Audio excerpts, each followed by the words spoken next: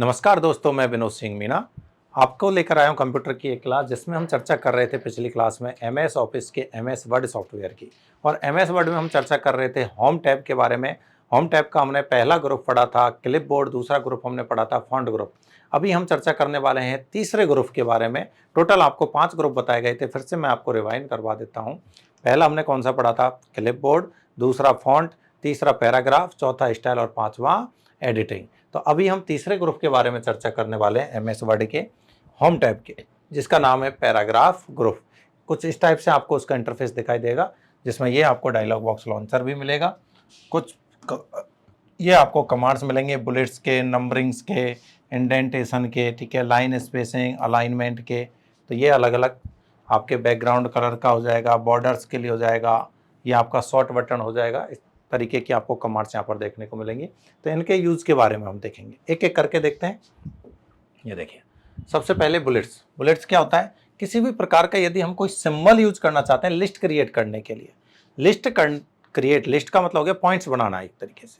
तो उसके पहले यदि हमने ऐसे स्टार स्टार का यूज किया, ठीक है, ऐसे राइट क्लिक का किया, ऐसे आपने एरो सिंबल का किया, किसी भी प्रकार के यदि आपने कोई सिंबल का यूज किया तो उसे हम क्या बोलते हैं? बुलेट्स बोलते हैं।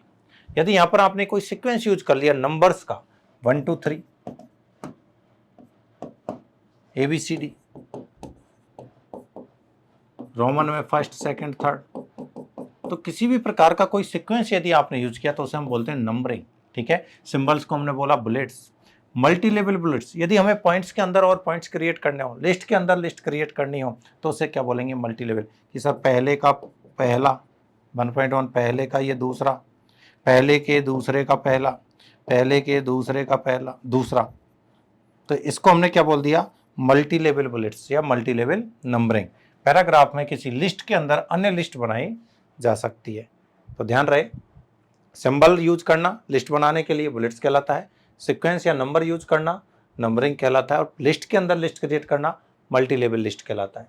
डिक्रीज इंडेंट और इंक्रीज इंडेंट, ये होता है हमारे राइट से लेफ्ट में शिफ्ट करने के लिए और लेफ्ट से राइट में शिफ्ट करने के लिए। ये देखो, डिक्रीज इंडेंट और इंक्रीज इंडेंट। तो यदि राइट साइड से लेफ्ट में शिफ्ट करना है कंटेंट को, कहां पर? पेज के मार्जिन्स के और पैराग्राफ के बीच का स्पेस। जैसे कि ये मान लीजिए मेरा पेज है, ये मैंने कुछ लाइनें यहाँ पर लिखी हुई हैं, तो ये बीच का जो स्पेस है, मैं सिर्फ इतने स्पेस को ही सेट करना चाहता हूँ। अब इस स्पेस को यदि मुझे इधर की ओर बढ़ाना है, राइट साइड में शिफ्ट करना है पैराग्राफ को, तो मैं यूज करूंगा इंक्रीज इंडेंट। यदि मुझे इस स्पेस को वापस कम करना है तो मैं बोलूंगा डिक्रीज इंडेंट। यानी राइट से लेफ्ट की ओर लाने के लिए तो यूज कर रहा हूँ डिक्रीज का, और लेफ्ट से राइट की ओर ले जाने के लिए यूज कर रहा हूँ मैं इंक्रीज इंडेंट का। सो हाइड, यदि कोई भी टेक्स्ट हमारा हिडन है, छिपा हुआ है, हाइड किया हुआ है, उसको शो करना है तो हम किसका यूज करते हैं? शो हाइड बटन का यूज करते हैं। नेक्स्ट देखिएगा, अलाइनमेंट। तो अभी आपको बताए थे अलाइनमेंट हमारे टोटल 4 प्रकार के थे, लेफ्ट, राइट, सेंटर और जस्टिफाई।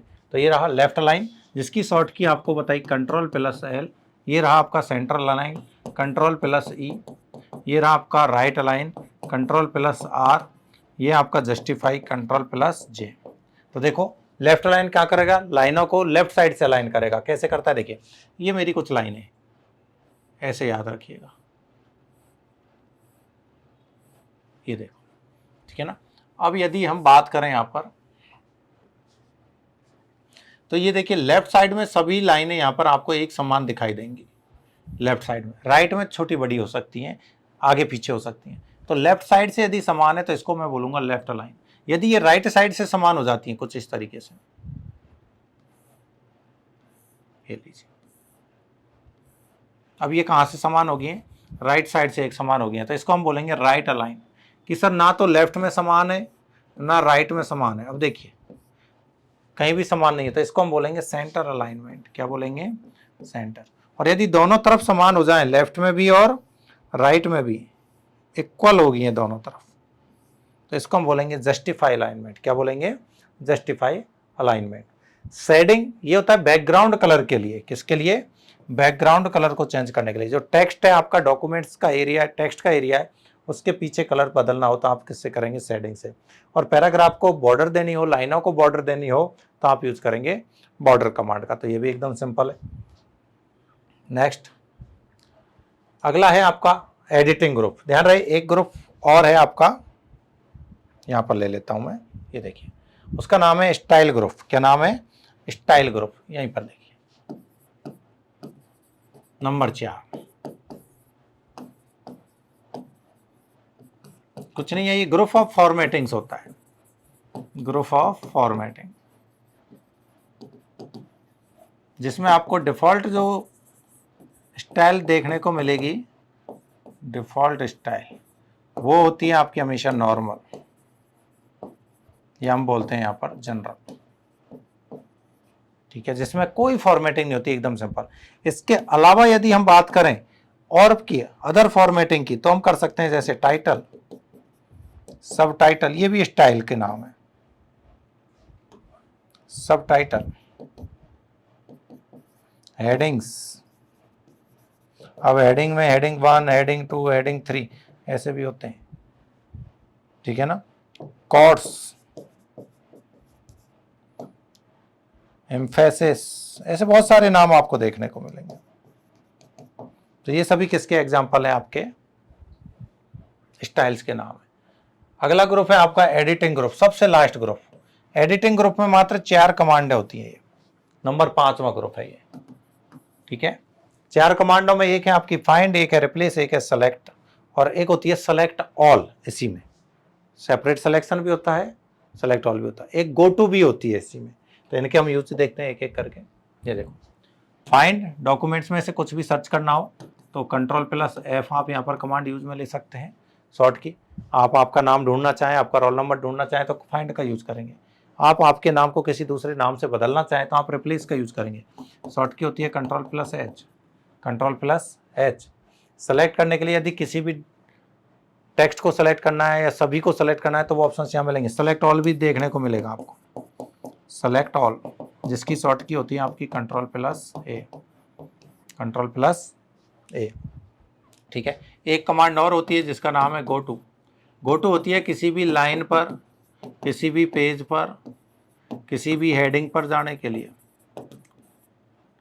बुकमार्क, बहुत सारी चीजें हो सकती हैं जाने के लिए।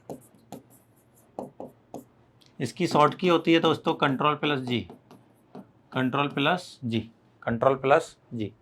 तो find, replace, go to, select all, ये सभी किसका हिस्सा है? आपके एडिटिंग ग्रुप का। तो ये होती है आपकी होम टैब खत्म, यानी फाइल टैब हम पढ़ चुके, होम टैब की हम 5 ग्रुप डिस्कस कर चुके। नेक्स्ट टैब आती है दोस्तों आपकी इंसर्ट टैब। कौन सी आगे? Insert tab.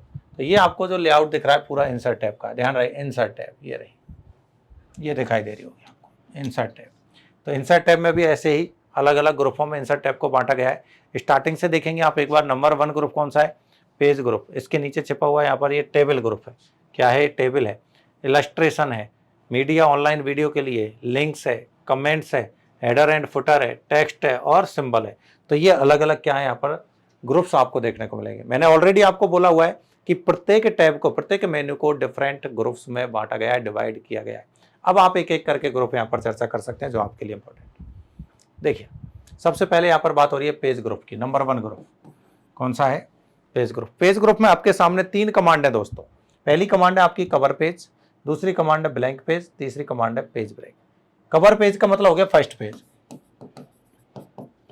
First page design जो कुछ भी आप सेलेक्ट कर सकते हैं, या फ्रंट पेज भी मैं बोल सकता हूँ। किसी भी बुक का या डॉक्यूमेंट्स का जो पहला पेज होता है वही हमारा कवर पेज होता है। फ्रंट पेज जो होता है वही हमारा क्या होता है? Cover page. तो उसके यहाँ पर बहुत सारी टेम्पलेट्स आपको देखने को मिलेंगी, अलग अलग डिजाइन आपको देखने को मिलेंगी। जो डिजाइन आपको पसंद आती है वही डिजाइन को आप आपके डॉक्यूमेंट्स का कवर पेज बना सकते हो। ब्लैंक पेज, डॉक्यूमेंट्स के बीच में कहीं भी आपको रिक्वायरमेंट हो खाली पेज की तो आप ब्लैंक पेज का इस्तेमाल करेंगे। पेज ब्रेक, जब आपको आपके कंटेंट को एक पेज से दूसरे पेज पर लेके जाना हो। जैसे ये मान लीजिए पेज है, यहाँ पर हमने कुछ लिखा हुआ है, एक पैराग्राफ है, ये मेरा 2 पैराग्राफ है, ये अलग अलग है।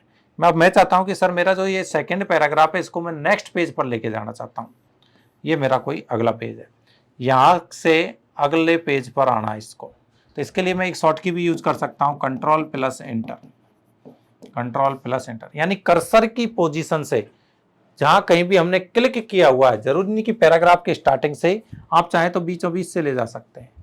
जहां भी आपने क्लिक किया हुआ है, जहां आपका ब्लिंकर है, जो ब्लिंक कर रहा है कर्सर है, उसकी पोजीशन से टेक्स्ट को नेक्स्ट पेज पर ले जाने के लिए आप किसका यूज करेंगे, पेज ब्रेक का यूज करेंगे, यानी कंट्रोल प्लस एंटर का यूज करेंगे।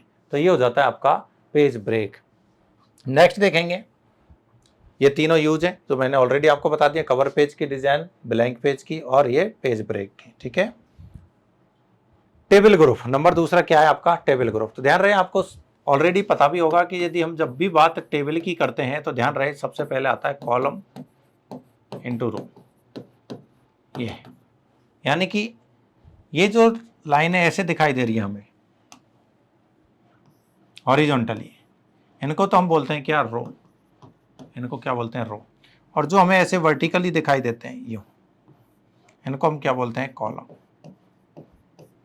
हॉरिजॉन्टल को रो, वर्टिकल को कॉलम कहा जाता है। और जहां ये एक दूसरे को क्या करते हैं, इंटरसेक्ट करते हैं, काटते हैं, एक दूसरे के साथ मिलते हैं, वहां ये एक ऐसे बॉक्स का निर्माण करते हैं। इस बॉक्स को कहते हैं सेल। क्या बोलते हैं इसको, सेल। रो कॉलम एक दूसरे को जहां भी इंटरसेक्ट करेंगे वहां क्या, किसका निर्माण करेंगे, ये सेल का निर्माण करेंगे। तो एक एक का यूज देखते हैं इसमें भी। यहां पर ही एक चीज और आपको यहां पर ध्यान रखनी है, मैक्सिमम नंबर ऑफ रो कितनी हो सकती है एमएस वर्ड की टेबल में, और मैक्सिमम नंबर ऑफ कॉलम कितने हो सकते हैं। मैक्सिमम नंबर ऑफ रो तो ये हो सकती है आपकी 32,767। और यदि मैं बात करूं मैक्सिमम नंबर ऑफ कॉलम की तो ये आपके हो सकते हैं 63। अधिकतम कॉलम आपके 63 हो सकते हैं, अधिकतम रो आपकी 32,767 हो सकती है, ठीक है। तो टेबल बनाइए आराम से। इसके बाद आता है आपका नंबर तीसरा जो ग्रुप है उसका नाम है इलस्ट्रेशन।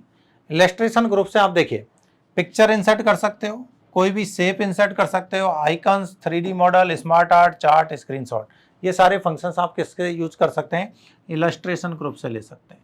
आपके सिस्टम में जो भी शेप इमेज है उसको आप आपके डॉक्यूमेंट्स का हिस्सा बना सकते हो। शेप में आप एरो यूज में ले सकते हो, कोई भी ट्रायंगल यूज में ले सकते हो, सर्किल यूज में ले सकते हो, स्क्वायर यूज में ले सकते हो, रेक्टेंगल यूज में ले सकते हो, ठीक है, स्टार्स यूज में ले सकते हो। ऐसे ये लो स्टार्स बना लेना ड्राइंग में। तो कुछ भी आपको किसी भी प्रकार की बैनर्स हैं, किसी भी प्रकार की डिजाइन आपको चाहिए होती है वो आपको कहाँ मिल जाएगी, शेप में मिल जाएगी। आइकन्स में आपको ऑनलाइन इमेजेस और बहुत सारे आइकन्स स्माइली जैसे मिल जाएंगे, 3D आपको शेप मिल जाएंगी, स्मार्ट आर्ट आपको मिलेंगे, वो सब इस इलस्ट्रेशन ग्रुप का हिस्सा है। ये देखिए पिक्चर, डॉक्यूमेंट्स फाइल में अक्षरों के साथ पिक्चर को इंसर्ट किया जा सकता है। क्लिप आर्ट में लाइब्रेरी से कार्टून पिक्चर्स को इंसर्ट कर सकते हैं। अलग अलग प्रकार की आकृति बनाई जा सकती है शेप के माध्यम से, वृत्त, त्रिभुज, वर्ग, आयत। स्मार्ट आर्ट के माध्यम से आपके डेटा को आप विजुअली रिप्रेजेंट कर सकते हो, दिखा सकते हो, जैसे पिरामिड, साइकिल, मैट्रिक्स आदि के तौर पर। चार्ट ले सकते हो आप, चार्ट में लाइन चार्ट हो गया आपका, बार चार्ट हो गया, पाई चार्ट हो गया, ठीक है, किसी भी प्रकार का आप चार्ट यूज में ले सकते हो। आपकी स्क्रीन का आप स्क्रीन शॉट भी लेके डॉक्यूमेंट्स का हिस्सा उसको बना सकते हो। हाँ जी, अगला आता है आपका लिंक ग्रुप। लिंक ग्रुप बहुत अच्छा और इंपॉर्टेंट पूछे जाने वाले में से एक ग्रुप है, जिसमें सबसे पहले देखिए लिंक है, बुकमार्क है, क्रॉस रेफरेंस है। लिंक का मतलब हो गया यहाँ पर हाइपर लिंक से है। नंबर 1 इसको प्रॉपर नाम देते हैं तो हम क्या है, हाइपर लिंक। अब डॉक्यूमेंट्स में हाइपर लिंक इंसर्ट करनी हो तो उसके लिए शॉर्ट की भी होती है कंट्रोल प्लस के। यानी आपके डॉक्यूमेंट्स में आप किसी दूसरे डॉक्यूमेंट्स को जोड़ना चाहो, किसी दूसरी PDF फाइल को लिंक करना चाहें, दो अलग अलग डॉक्यूमेंट्स को जोड़ने के लिए हम किसका यूज कर सकते हैं यहाँ पर, हाइपर लिंक का। आइडेंटिटी, जैसे आप गूगल पे सर्च करते हो तो बहुत सारी लिस्ट खुलती है वेबसाइटों की, उनकी जो मेन हेडिंग होती है उसका कलर देखना ब्लू कलर का होता है, उस पर जैसे हम क्लिक करेंगे वो वेबसाइट ओपन हो जाती है, तो उसी को हम बोल रहे हैं हाइपर लिंक। वो गूगल क्रोम का पार्ट है, गूगल का पार्ट है। यहाँ पर वर्ड डॉक्यूमेंट्स में भी हम ऐसी लिंक क्रिएट कर सकते हैं। तो शॉर्ट की क्या है लिंक क्रिएट करने की, कंट्रोल प्लस के। ध्यान रहे जब भी आप किसी टेक्स्ट पर हाइपर लिंक इंसर्ट करेंगे तो उसका कलर कैसा हो जाएगा, नीला, ठीक है ना, ब्लू कलर का हो जाएगा। यदि हम बात करेंगे उसको ओपन करने की, लिंक को ओपन करना हो, लिंक को ओपन करना हो तो आपको क्या करना पड़ेगा, कंट्रोल प्लस क्लिक का यूज करना पड़ेगा, कंट्रोल प्लस क्लिक का यूज करना पड़ेगा। नेक्स्ट है आपका नंबर दूसरा कमांड है इसी में आपकी बुकमार्क। क्या है आपका बुकमार्क। और जब हम बुकमार्क की यदि बात करते हैं दोस्तों, तो ये होता है एक ही डॉक्यूमेंट्स में अलग अलग लोकेशंस या पॉइंट सेट करने के लिए। ठीक है, कि मैं आज यहाँ पर पढ़ रहा था, पढ़ते पढ़ते मैंने क्या किया, क्लिप लगा दी, या रिबन आती है डायरी में, रिबन लगा दिया, बुक में पेन डाल के सो गया, तो मुझे उससे रिमाइंड रहेगा कि मैंने यहाँ तक पढ़ाई की, अब कल मुझे इस जगह से पढ़ाई चालू करनी है। तो वो पॉइंट मुझे ऑनलाइन पीडीएफ में या अपने ऑनलाइन डॉक्यूमेंट्स में डालना है, तो उसके लिए मैं किसका यूज़ करूँगा, बुकमार्क के लिए। मेमोरी के लिए पॉइंट क्रिएट कर दिया, एक बिंदु बना दिया, वहाँ पर एक लोकेशन डिसाइड कर दी, उसी जगह से मैं नेक्स्ट डे काम को शुरू करूँगा, तो वो मेरा क्या कहलाता है, बुकमार्क कहलाता है। इसके लिए भी आप शॉर्ट की यूज कर सकते हैं, control plus shift plus F5 plus F5, ये शॉर्ट की आपको याद रहेगी। ठीक है, अगला है क्रॉस रेफरेंस। जब आपके पास दो अलग अलग हाइपरलिंक लिंक या कोई भी अलग अलग लोकेशन है, उनको आपस में लिंक करना है या उनको एक दूसरे से मिलाना है, तो हम यूज करेंगे किसका, क्रॉस रेफरेंस का। कि सर मेरे पास एक बुकमार्क 1 है और एक बुकमार्क 2 है, अब मुझे इन दोनों को एक दूसरे के साथ एक ही डॉक्यूमेंट्स में लिंक करना है, तो इसके लिए मैं यूज करूंगा क्रॉस रेफरेंस का। कोई भी दो लिंक हो सकती है, उनका इस्तेमाल करेंगे क्रॉस रेफरेंस। जैसे आपने बुकों में पढ़ा होगा, मान लीजिए एक पेज पर कोई फर्स्ट चैप्टर में हमने कुछ सी चीज़ के बारे में डिस्कस किया, पढ़ लिया, अब उसी से रिलेटेड किसी अन्य चैप्टर में 9 चैप्टर में मान लीजिए मैटर आ जाता है, तो वहाँ पर वो क्या करता है, एक छोटी सी लाइन लिख देता है कि इसके बारे में अधिक जानकारी के लिए आप चैप्टर नंबर 1 पढ़िए, तो वो कहलाया क्रॉस रेफरेंस। कि चैप्टर नंबर 9 में किसका रेफरेंस दे दिया, चैप्टर नंबर 1 का रेफरेंस दे दिया। अब आपको वो चीज़ 9 में पढ़ने को नहीं मिलेगी, उसके लिए आपको वापस कहाँ आना पड़ेगा, चैप्टर 1 में आना पड़ेगा। तो चैप्टर 1 और चैप्टर 9 को आपस में मिलाने के लिए हमने कौन सी कमांड का यूज किया है, क्रॉस रेफरेंस का यूज किया है। तो ये भी आपके लिए काफ़ी अच्छा पॉइंट है। नेक्स्ट देखिएगा, ये तीनों के बारे में एक बार पढ़ लें। Hyperlink, bookmark, cross reference theory है। इसके द्वारा किसी भी पिक्चर को, वेब पेज को, प्रोग्राम फाइल्स को, ईमेल एड्रेस का लिंक बनाया जा सकता है। यानी आपके डॉक्यूमेंट्स में आप ये सारे लिंक क्रिएट कर सकते हो। मेल को भी डायरेक्ट यानी लिंक बना सकते हो, वेब पेज को बना सकते हो, पिक्चर को, प्रोग्राम फाइल्स को बना सकते हो। लिंक पर क्लिक करके सीधे उपरोक्त पिक्चर, वेब पेज, प्रोग्राम या फाइल पर पहुंचा जा सकता है। अब जब भी आपको कभी ज़रूरत है तो उस लिंक पर आप क्लिक कीजिए, सीधे वो फाइल ओपन हो जाएगी जो आपने उस लिंक के माध्यम से वहाँ ऐड ऑन की थी। लेकिन ध्यान रहे, क्लिक डायरेक्ट नहीं करना है। ये क्लिक कैसे होता है, क्लिक करके ये कंट्रोल के साथ क्लिक होता है, ये बात विशेष कर ध्यान रखें। बुकमार्क की यदि हम बात करें तो डॉक्यूमेंट्स फाइल में किसी पेज पर किसी लोकेशन का नाम दिया जाता है, किसी पॉइंट या किसी लोकेशन का नाम दिया जाता है, तथा उस नाम के प्रयोग के उपरोक्त पर सीधे पहुंचा जा सकता है। यानी जैसे हम उस पर क्लिक करेंगे, डायरेक्ट हम उस लोकेशन पर पहुंच जाएंगे जिस पर यह नाम दिया गया था। क्रॉस रेफरेंस, डॉक्यूमेंट्स फाइल के किसी दो पेज को या किसी दो लोकेशन को आपस में लिंक करना हो तो उस समय क्रॉस रेफरेंस का प्रयोग किया जाता है। जैसा कि मैंने अभी एग्जांपल दिया, चैप्टर 1 और चैप्टर 9, इनको दोनों को आपस में लिंक करना है, एक दूसरे के साथ मिलाना है, तो किसका यूज करेंगे हम, क्रॉस रेफरेंस का। यही है दोस्तों छोटी सी आपकी लिंक ग्रुप की कहानी। अगला देखें, हेडर एंड फुटर ग्रुप। इसमें भी हमारे पास 3 कमांड है, हेडर, फुटर और एक है पेज नंबर। अब देखिए, ये मेरे पास कोई पेज है, ये मेरे पास कोई पेज है, तो इसके ऊपर का जो हिस्सा है ये मेरा हेडर का हिस्सा होता है, नीचे का जो हिस्सा है ये मेरा फुटर का हिस्सा होता है।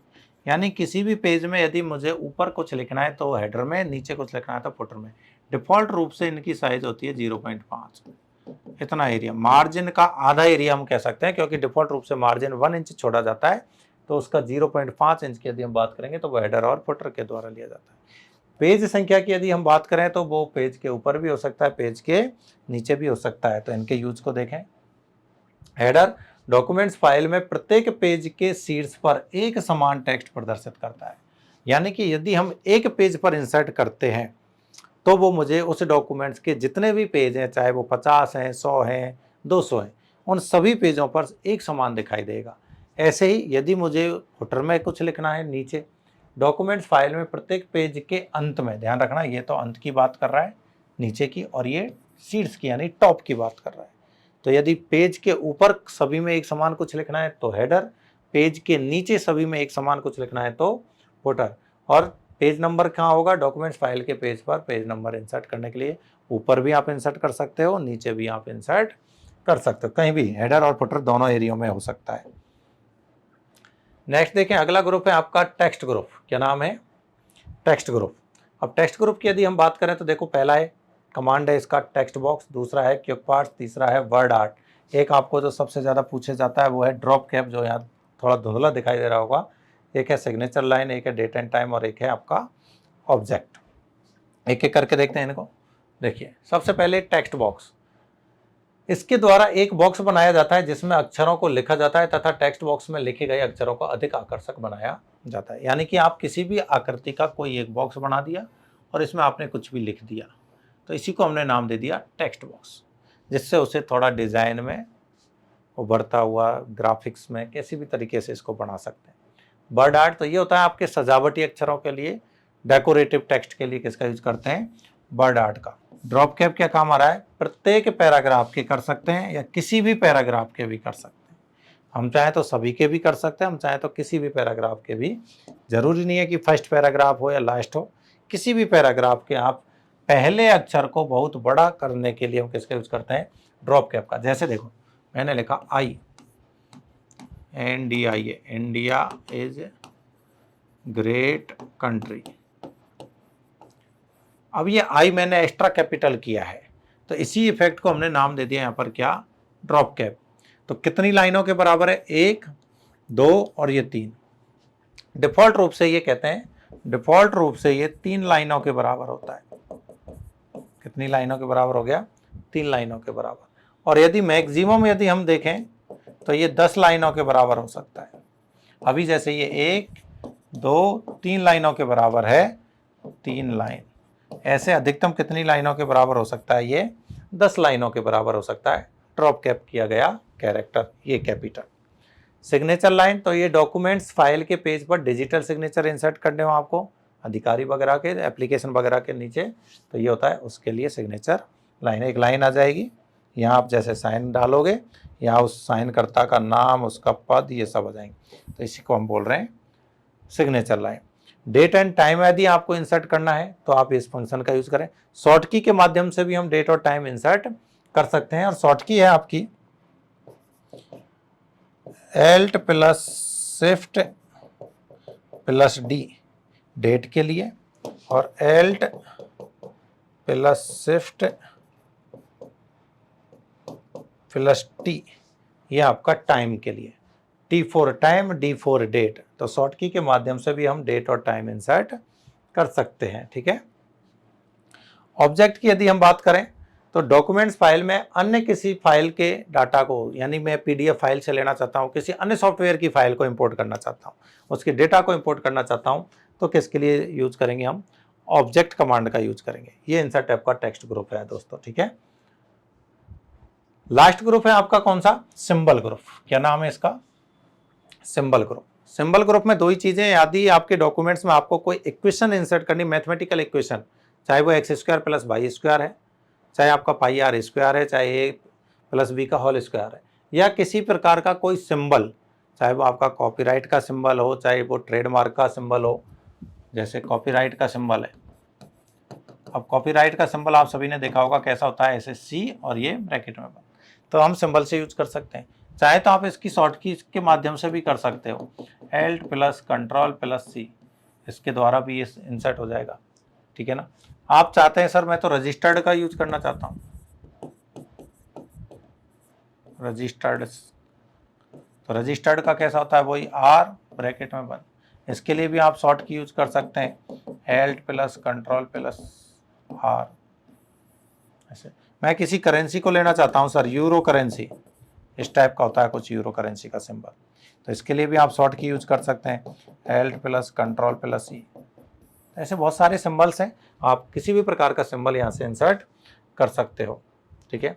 मैथमेटिकल इक्वेशन, इसके द्वारा एक बॉक्स बनाया जाता है जिसमें अक्षरों को लिखा जाता है तथा टेक्स्ट बॉक्स में लिखे गए अक्षरों को अधिक आकर्षक बनाया जा सकता है। सिंबल, अनेक ऐसे सिंबल जो कि कीबोर्ड पर नहीं होते हैं, उन्हें इसके द्वारा इंसर्ट किया जा सकता है, जैसे copyright, trademark, registered, paragraph mark.